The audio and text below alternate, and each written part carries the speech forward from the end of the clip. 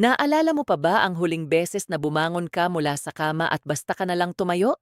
Walang pagngiwi, walang pagkapit sa nightstand, walang paghihintay na uminit muna ang tuhod mo bago ka makalakad papuntang banyo. Para sa marami sa inyo na lampas-anim na puna, ang simpleng pagtayo sa umaga ay parang araw-araw na pakikipag-usap sa sarili mong katawan. Iuugoy mo ang mga paa mo pababa ng kama at sa sandaling sumayad ang mga ito sa sahig, pakiramdam mo ang mga tuhod mo ay parang pag-aari ng isang taong 20 taon na mas matanda. Matigas, masakit, umiingit na parang lumang pinto ang kahoy. At ito ang talagang nakakalungkot. Maraming tao ang tinatanggap na lang ito bilang normal. Sinasabi nila sa sarili nila, tumatanda na kasi ako, ganyan na talaga ngayon. Pero nandito ako ngayon para sabihin sa iyo ang isang mahalagang bagay. Ang paninigas tuwing umaga, ang pananakit, ang pakiramdam na kailangan ng 30 minuto ng tuhod mo bago magising, hindi iyan habang buhay na sentensya. Isa itong senyales, sinasabi ng mga tuhod mo na kailangan nila ng pansin. At ang pinakamagandang oras para ibigay iyon ay sa mismong sandaling idilat mo ang iyong mga mata. Ngayong araw, ituturo ko sa iyo ang 5 banayad na ehersisyo na maaari mong gawin tuwing umaga. Hindi mo kailangan ng anumang kagamitan. Hindi mo kailangang bumaba sa sahig. Sa katunayan, ang unang 2 ehersisyo ay gagawin mo mismo sa kama bago pa sumayad ang mga paa mo sa lupa. Magbibilang tayo mula ehersisyo number 5 hanggang number 1. At inipon ko ang pinaka-epektibo para sa huli, dahil tinatarget nito ang isang kalamnan na halos lahat ay hindi pinapansin. At iyon ang susi para maramdaman mong parang 10 taon na mas bata ang mga tuhod mo. Pero hindi pa dyan nagtatapos. Pagkatapos ng mga ehersisyo, manatili ka dahil ibabahagi ko ang isang bonus na morning protocol. Isa itong 60 segundong habit na nagpapadulas ng mga kasukasuan mula sa loob palabas. Isipin mo na lang na parang nilalagyan ng langis ang isang kalawangin na bisagra. Simple ito, libre, at mararamdaman mo ang epekto mula pa lang sa unang umaga. Kaya simulan na natin. Exercise 5. Magsimula tayo sa exercise number 5, ang bed heel slide. Dahan-dahan tayo at matalino ang simula natin. Kagigising mo lang, halos 7 o 8 oras na hindi gumalaw ang katawan mo. Malamig ang mga kasukasuan mo. Ang synovial fluid, ang natural na pampadula sa loob ng tuhod, ay lumapot habang natutulog ka. Isipin mo ang pulot na nakalagay sa loob ng refrigerator, kumakapal at bumabagal ang daloy. Ganoon din ang nangyari sa loob ng tuhod mo habang ikaw ay natutulog. Kailangan muna nating painitin ang fluid na iyon bago natin hilingin sa mga tuhod natin na magdala ng bigat. Ganito ang gagawin mo. Manatili kang nakahiga ng tuwid sa kama. Panatilihing tuwid ang isang paa. Ngayon, gamit ang kabilang paa, dahan-dahang baluktutin ang tuhod sa pamamagitan ng pag-slide ng sakong mo sa ibabaw ng kutson papunta sa puwit mo. I-slide mo lang hanggang sa komportabling abot. Dapat banayad na stretch lang ang maramdaman mo, hindi sakit. Pagkatapos, dahan-dahan mo ulit itong islide pabalik hanggang maging tuwid ang binti. Ang kutson ang kakampi mo rito. Sinusuportahan nito ang paa mo at binabawasan ang friksyon, kaya halos walang bigat na napupunta sa tuhod. Iginagalaw mo lang ang kasukasuan sa buong range of motion nito. Parang marahang pinapadaloy ang synovial fluid para muli itong uminit at dumulas. Gawin natin ito ng sabay. Kanang sakong, islide papalapit sa'yo. Damhin ang pagbaluktot ng tuhod, hanggang sa komportabling abot lang. At ngayon, islide pabalik.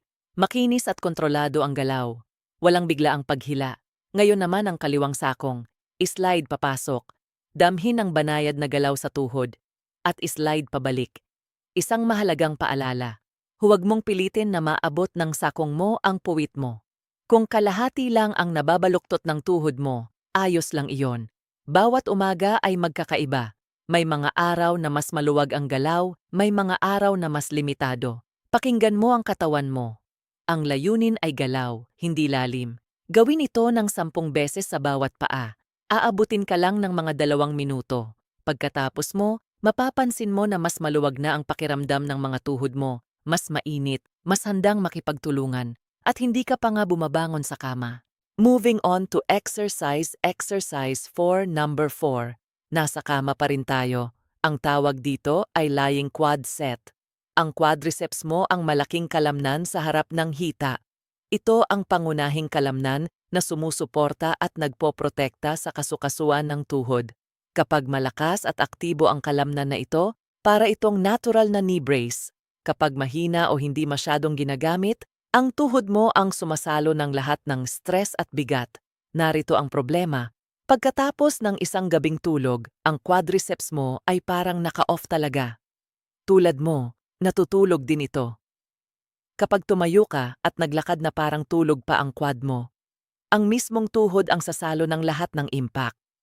Kaya nga iyong mga unang hakbang sa umaga ang pinakamasakit. Kailangan muna nating gisingin ang kalamnan na ito bago tayo tuluyang tumayo. Manatili kang nakahiga ng tuwid. Panatilihing tuwid ang mga binti mo. Ngayon, itulak mo ang likod ng tuhod mo pababa sa kutsyon. Dapat maramdaman mong humihigpit at tumitigas ang kalamnan sa harap ng hita mo. Kung ipapatong mo ang kamay mo sa hita, mararamdaman mo itong kumukontra. Hawakan ang higpit na iyon ng 5 segundo. 1, 2, 3, 4, 5 at mag-relax. Isang repetition iyon. Ipaliwanag ko lang kung ano ang nangyari. Sa pagtulak mo ng tuhod pababa sa kutson, na-activate mo ang quadriceps mo nang hindi man lang binabaluktot ang tuhod. Ang tawag dito ay isometric contraction. Gumagana ang kalamnan, pero hindi gumagalaw ang kasukasuan. Ito ang pinakaligtas at pinakabanayad na paraan para gisingin ang kalamnan kahit pa may arthritis ka o may knee replacement. Isa pa, itulak pababa. Higpitan. Damhin ang harap ng hita na tumitigas. Hawakan. 2, 3, 4, 5. At pakawalan.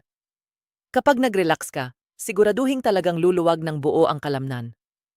Gawin ito ng 10 beses sa bawat paa. Narito ang karaniwang pagkakamali. May mga taong pinipigilan ang paghinga habang humihigpit. Huwag mong gawin iyon. Huminga ng normal. Huminga paloob, sa kahigpitan habang palabas ang hininga. Kailangan ng utak mo ng oxygen, lalo na sa unang sandali ng umaga. Ngayon, gising na ang quad mo. Handa na itong protektahan ang tuhod mo kapag tumayo ka. Pero bago iyon, may 3 pa tayong ehersisyo.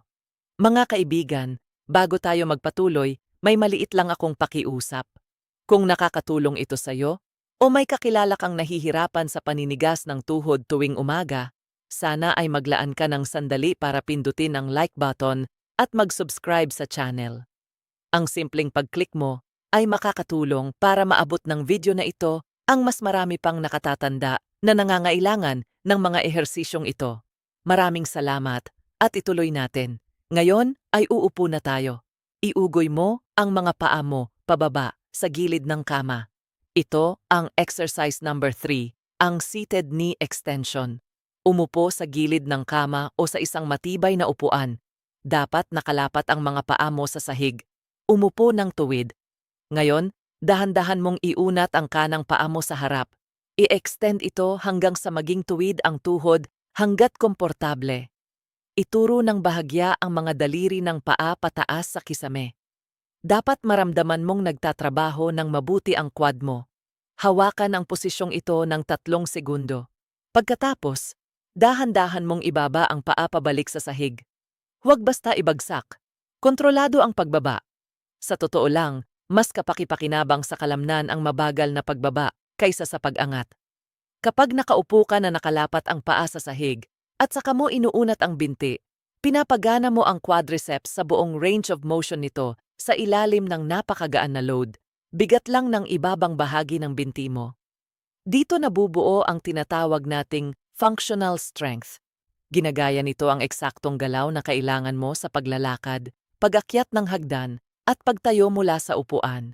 Gawin natin ito ng sabay. Kanang paa, iunat palabas. Ituwid. Damhin ang paghigpit ng quad sa itaas. Hawakan. 2, 3. Ngayon, dahan-dahang ibaba pabalik. Labanan ang gravity. Huwag hayaang basta mahulog. Magaling. Ngayon naman ang kaliwang paa. I-extend. Ituwid. Hawakan diyan. Damhin ang kalamnan sa harap ng hita na nagtatrabaho. At dahan-dahang ibaba. Narito ang isang mahalagang detalye. Sa pinakataas ng pag-extend, kapag tuwid na ang binti mo, gusto kong higpitan mo pa ng kaunti ang quad, isang dagdag na squeeze. Hilahin mo pataas ang kneecap sa pamamagitan ng paghigpit ng kalamnan ng buong lakas sa loob ng 1 segundo. Ang dagdag na squeeze na ito sa dulo, ang tinatawag ng mga physical therapist na terminal knee extension, at tinatarget nito ang bahagi ng quadriceps na pinakamabilis humina habang tayo ay tumatanda. Ito rin ang bahaging pinakamahalaga para sa stability ng tuhod. Gawin ang 10 repetition sa bawat paa.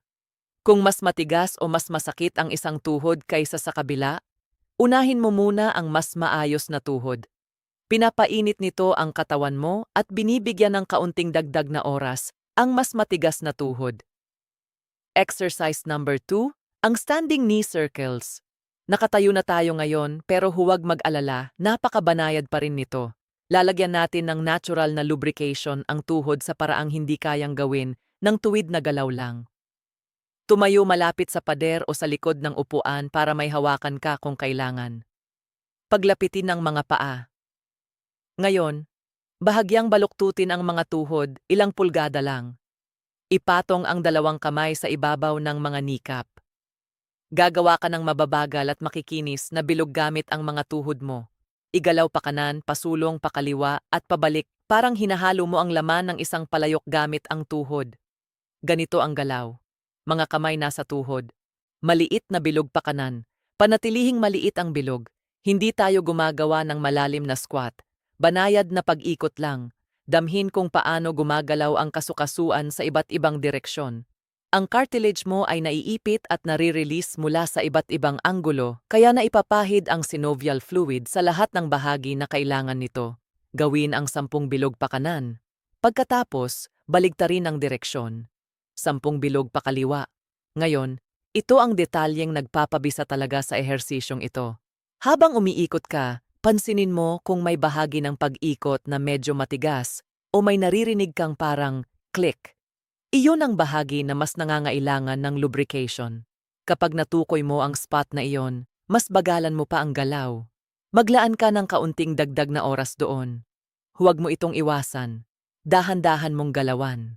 Sa loob ng ilang araw, mapapansin mong unti-unting nababawasan ang pag-click o paninigas. Isang mahalagang paalala. Kung nagkaroon ka ng meniscus tear o sinabi ng doktor mo na iwasan ang rotational movements, laktawan mo ang ehersisyong ito at doblehin na lang ang repetitions ng exercise number 3. Para sa iba, isa ito sa pinaka-underrated na ehersisyo para sa kalusugan ng tuhod. At ngayon, dumating na tayo sa exercise number 1. Ito na ang ehersisyong mag-uugnay sa lahat ng ginawa natin. Ang tawag dito ay wall-supported mini squat na may isometric hold.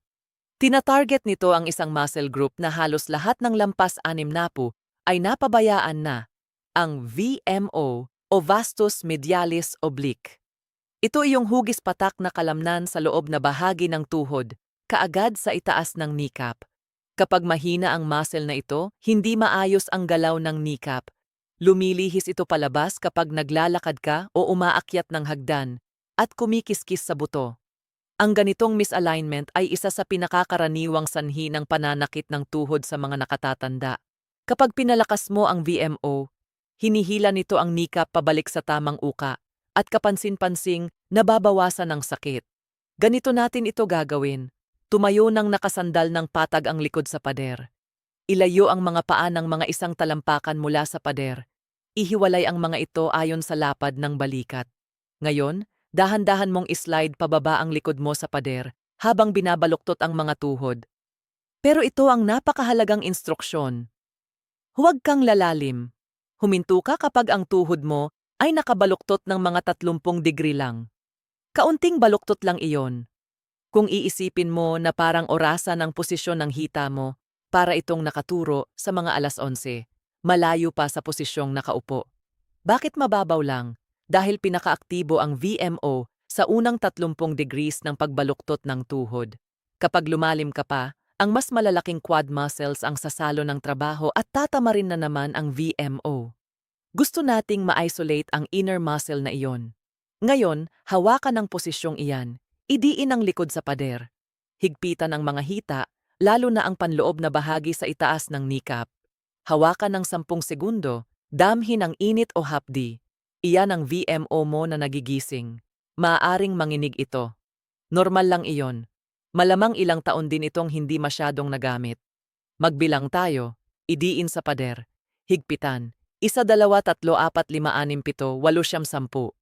Ngayon, dahan-dahan kang umangat pabalik sa pagtayo. Ipagpag ang mga binti. Huminga ng malalim. Kung wala kang makinis na pader o hindi komportable sa likod ang pagsandal dito, narito ang alternatibo. Tumayo sa likod ng isang matibay na upuan at hawakan ang sandalan para sa suporta. Baluktutin ang tuhod sa parehong 30 degree na anggulo at hawakan. Ang pader ay suporta lang para masandalan, pero ang bersyon na may upuan ay kasing epektibo rin para sa VMO. Congratulations! Natapos mo na ang buong morning knee routine. Kapag nasanay ka na sa daloy nito, aabutin ka lang ng mga 8 hanggang 10 minuto. Pero bago ka tuluyang lumabas ng kwarto, ipinangako ko sa iyo ang bonus, ang 60 segundo morning joint protocol. Ito ay gagawin mo agad pagkatapos ng mga ehersisyo at para itong force multiplier. Narito ang sikreto. Ang cartilage sa tuhod mo ay walang sariling supply ng dugo. Uulitin ko iyon dahil napakahalaga.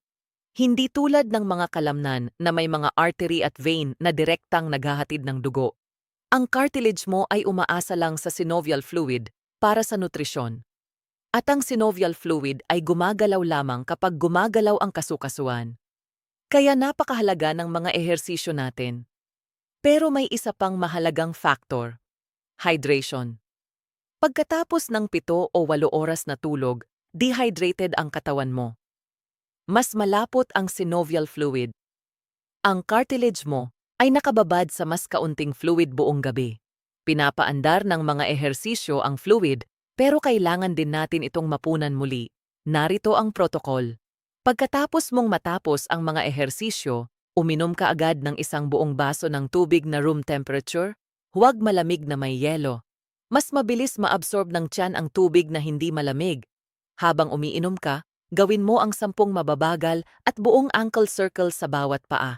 Nakakatulong ito para manatiling aktibo ang sirkulasyon sa ibabang bahagi ng katawan habang pumapasok sa sistema mo ang hydration.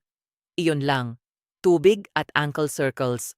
60 segundo. Magpapasalamat sa iyo ang mga kasukasuan mo. Hayaan mong ibigay ko sa iyo ang kumpletong morning sequence para madali mo itong masundan. Sa mismong sandaling magising ka at nakahiga ka pa sa kama, simulan mo ang exercise 5, ang bed heel slides, 10 sa bawat side. Pagkatapos, exercise 4, ang lying quad sets, 10 sa bawat side. Ang dalawang ito ay aabot ng mga 4 na minuto sa kabuuan at inihahanda nila ang tuhod mo sa pagdadala ng bigat. Sunod, umupo sa gilid ng kama. Exercise 3, ang seated knee extensions, 10 sa bawat side. Ina-activate nito ang quads mo sa buong range of motion. Ngayon, tumayo ka na. Dapat maramdaman mo na ang kaibahan. Exercise 2, ang standing knee circles, 10 sa bawat direksyon. Nilalagyan nito ng lubrication ang kasukasuan mula sa iba't ibang anggulo. Sa huli, exercise 1, ang wall-supported mini-squat na may isometric hold. 5 hold na tig-10 segundo bawat isa. Ginigising nito ang VMO, ang pinakamahalagang muscle para sa stability ng tuhod. Tapusin sa bonus protocol, 1 baso ng tubig na room temperature at 10 ankle circles sa bawat paa. Mga kaibigan, alam ko na kapag araw-araw may masakit sa'yo tuwing umaga, madaling mawalan ng pag-asa. Madaling isipin na ang pinakamagagandang araw ay nakaraan na. Pero nakikita ko ito araw-araw. Mga taong nasa 60s, 70s at 80s na nagsimula na matigas at masakit ang mga tuhod. At sa loob lang ng 2 o 3 linggo ng routine na ito, naglalakad na silang muli ng may kumpiyansa. Umaakyat na sila ng hagdan sa halip na mag-elevator. Nakikipaglaro na sila sa mga apo nila sa sahig. Hindi sira ang mga tuhod mo, napabayaan lang sila. At simula bukas ng umaga, magbabago na yon. Narito ang hamon ko sa'yo. Subukan mo ang routine na ito sa loob ng 7 magkasunod na umaga. 7 araw lang. Markahan mo sa kalendaryo mo. At pagkatapos ng 7 araw na yon, bumalik ka sa video na ito at sabihin mo sa akin sa comments kung ano ang naramdaman mo. Nabawasan ba ang paninigas? May napansin ka bang pagbabago pagsapit ng ikatlo o ikaapat na araw? Binabasa ko ang bawat komento at ang progreso mo ay inspirasyon sa iba na nagsisimula pa lang. Kung nakatulong ito sa'yo, pindutin mo ang like button. Nakakatulong ito para maabot ng video ang iba pang nakatatanda na gumigising tuwing umaga na may sakit at hindi alam na may solusyon. At kung hindi ka pa nakasubscribe, sumali ka na sa komunidad natin. Nagpo-post kami ng mga praktikal na gabay pangkalusugan bawat linggo. Hangad ko sa iyo ang isang umagang walang sakit at isang napakagandang araw. Alagaan mo ang mga tuhod mo at aalagaan ka rin nila. Magkikita tayo sa susunod na video.